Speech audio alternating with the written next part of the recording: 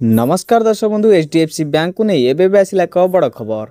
जदि आपणकर भी एचडीएफसी बैंक रे अकाउंट अच्छी तेज यही खबरटी आपण जानी रखा निहाती जरूरी अटे। से भिडियोटी को शेष जाए देखूँ आम चैनल नुआ थे सब्सक्राइब कर पाखे बेल आइकन को ऑल सेट कर दिंतु जहाद्वारा आपड़ ये लेटेस्ट वीडियो अपडेट सर्वप्रथमे पाइपर। तेज चलतु डेर नक भिडियोटी को स्टार्ट करवा। देशर सबुठारु बड़ बैंक एचडीएफसी यार यूपीआई सेवा संपर्क में एक बड़ अपडेट देछि।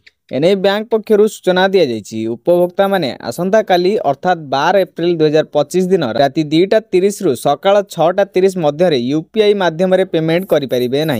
जदि आपणकर एचडीएफसी रे एक अकाउंट अच्छी तेज आपण काली सकाळ 4 घंटा यूपीआई पेमेंट करें ना। एचडीएफसी बैंक यार सिस्टम रक्षणाबेक्षण कर बैंक कारोबार सहित जड़ित यूपीआई सेवा बाधा प्राप्त होब। मोड डाउन टाइम 4 घंटा रही। बैंक कही जे यह सिस्टम अपग्रेड उद्देश्य होउछि यार डिजिटल सेवार सुरक्षा और कार्यदक्षता को उन्नत करने। यही समय मध्य बैंक व्यवहारकारी मानू पेज ऐप वॉलेट व्यवहार करने को परामर्श देछि।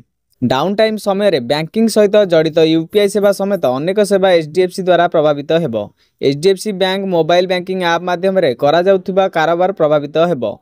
एचडीएफसी बैंक व्यतीत कोटक महिंद्रा बैंक 12 एप्रिल 2025 राति 1 रु 4 पर्यंत यार द्वितीय रक्षणाबेक्षण समय निर्धारण करिछि। एही समय मध्य उपभोक्ता माने mobile banking net banking phone banking और कोटक वेबसाइट भली अनेक सेवा पाई परिबे नाही। तेबे दर्शक बंधु ये संपूर्ण अपडेट जहाँ आपण मैंने भिडियो जानवा पाइले।